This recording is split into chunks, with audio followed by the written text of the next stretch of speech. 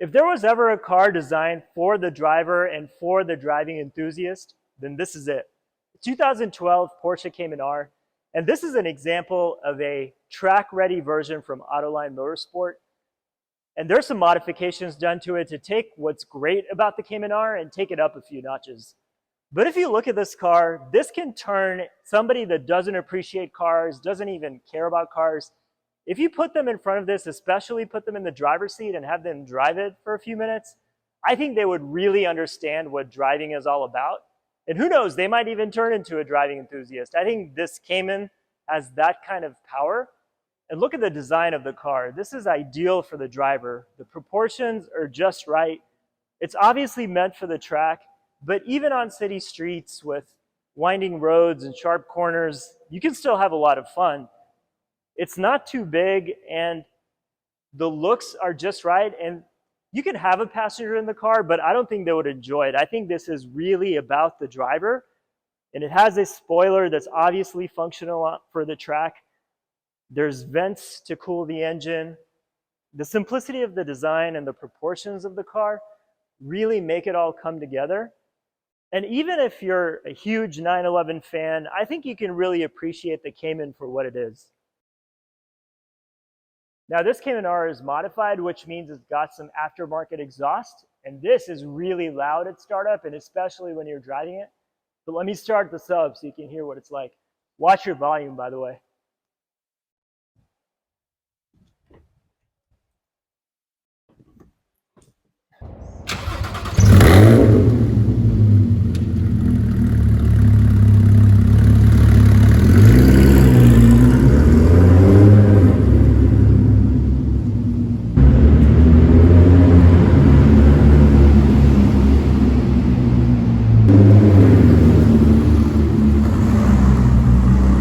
Now I'll warn you, because of the weight savings of the Cayman R, these seats are carbon fiber seats, and they're not adjustable, so it's a little bit difficult to get in and out.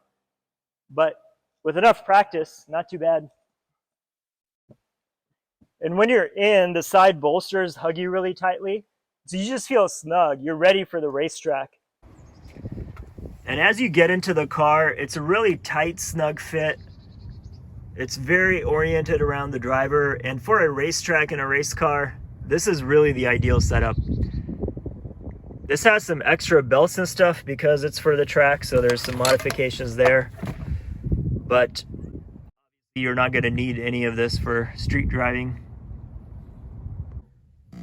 You don't really need to adjust much, and the steering wheel is adjustable, but other than that, you're seated exactly at the right height. You have really good view of everything, and you're just ready to rock and roll in this car. There's no back seat. It's just you and the passenger, and it's a pretty tight and snug fit in here. Ideal for a racetrack layout. For climate control, it's pretty basic. You just have your temperature control. It's not dual zone. You have your Sport and Sport Plus buttons. And this one comes with a PDK. I wish it was a manual, but a PDK is not bad in this one, especially this track beast, where the really quick downshifts and upshifts, doing it better than a human can makes a lot more sense. And you have your Porsche clock here. And the driving experience also is fun and different.